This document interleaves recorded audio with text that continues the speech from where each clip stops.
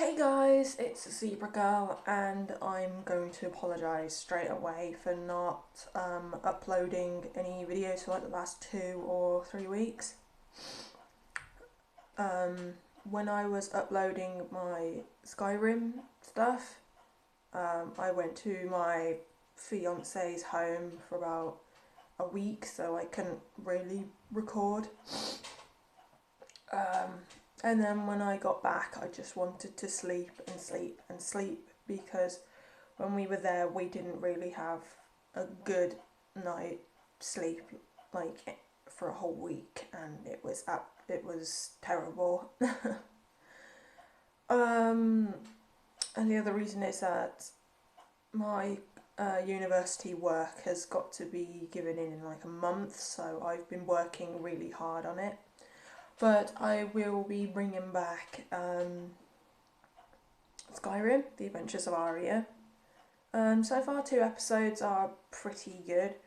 I wanted to also apologise for during the videos that there's like a little bit of a skip. It's because my phone overheats after having been recorded for so long, and it really annoys me. I think it's because my phone is broken. So after I've gone on I'm saving it for a holiday at the moment. So once I've been on that holiday in May, I'm gonna save up and get a new HTC phone that I've got. Oh, another thing that I wanted to talk about. I've been recently getting into this mini series. I'm sure you guys have seen it on like Netflix or BBC One iPlayer or whatever thing that you use. It's Dracula, like the adaptation of the book. Now I don't read. I'm not much of a reader, and if I do read, I quick read because I'm just not much of a reader. I have to admit, I really do like the mini-series. The people who play the characters do an amazing job.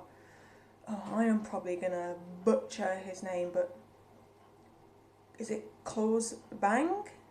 The Danish actor. I probably butchered his name. I apologise. He does an amazing job of being Dracula. And Dolly does an amazing job of being sister Agatha and Zoe. And the fact that she's like the gender reverse of Van Helsing is also pretty cool because it puts them at the conflict that they are. Episode 1 is amazing in my opinion, and I can really see how people say, oh, is Count Dracula like bisexual and everything. I can really see that. Like it's poking out like Pinocchio's nose when he lies. It's unbelievable. But like the directors said, he doesn't have sex with them. He just drinks their blood, whether they're male or female or whatever they are. Episode 2 is also really good. I guess it's just the I don't know. Sorry, I am still really tired. A couple of minutes ago I got up, I had a drink and everything, and I'm still feel like if I put my head on the table I'm just gonna fall asleep. I really need to start getting better night sleeps. But yeah, I think episode 2 is pretty good. I liked most of the characters that were on the ship. I also liked the is it Dr. Shaman? I can't remember because I can't remember very well. But I've also been recently getting into Doctor Who again, the one with the one with the female Time Lord, with Jodie in it. And I know that the guy in Dracula also played the Master in one of the episodes, so I was like, dude, that's pretty sick. I like it. Now, I am sad at the end that Sister Agatha died. Like, I really, really wanted her to live, but I know, but eventually, you know, all characters die, and I believe she was slowly turning into an undead because of what Dracula was doing to her by drinking her blood, like really, really slowly. And I'm glad that all the characters saved her. That they all saved her and let Dracula go because they'd rather care about her than the monster. But episode 3 is kind of a hit or miss for me because I don't mind that Dracula's been taken into the modern world because he'll adapt just like that. Like he basically does. After drinking like 1 or 2 people, he knows that what certain things are. He knows how a phone works and everything. But of course, he's not the smartest one when it comes to the whole modern thing. I guess what kind of messes it up for me is the fact that he gets a lawyer and he says that that he's not legally allowed to stay there, which is kind of a bummer.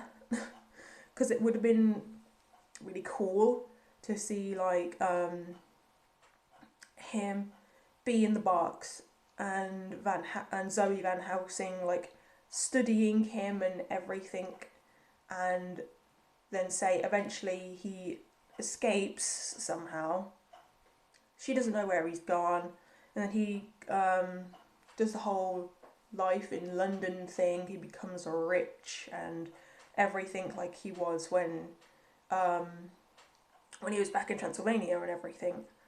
And then he probably gets more female or male brides and everything.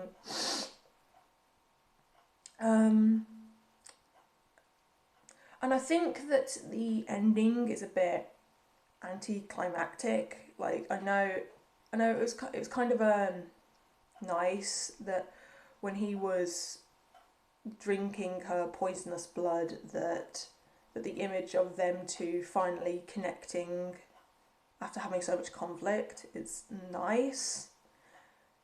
But the fact that it just ends with the sun like that is kind of, yeah. Because I would have thought that even though he drank the blood, that his vampiric blood would have, like, while he was dying there, that it was trying to fight off the deadly blood, and then he would have, like, near the beginning, would have threw it up after a bit of time.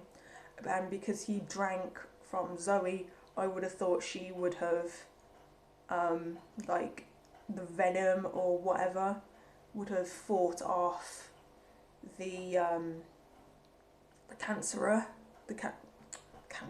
excuse me, the cancer cells in her body, and that would have gone, and she would have become an undead, maybe trained by Dracula or something.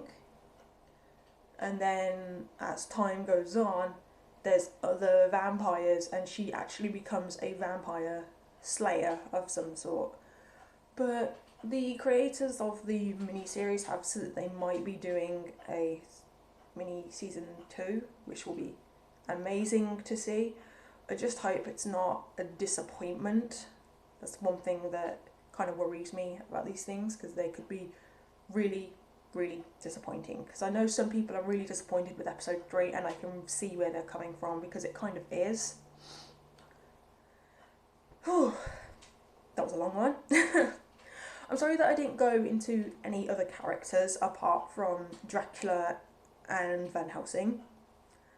But personally, to me, it's kind of the story of those two. I know there's other characters like Jonathan, Lucy, Jack, and Quincy, and everyone else. But for me, when I was watching it, it was basically the story of them two, meeting, them two having a massive rivalry and eventually fighting only once, and then them two meeting up again, but with Zoe, and then those two have a connection, even though he probably doesn't want to admit it. He probably doesn't want to admit that he actually does love Agatha or Zoe, because they're not scared of him or anything, and I think he finds that rather amazing, I guess. I'm sorry, I couldn't think of the word.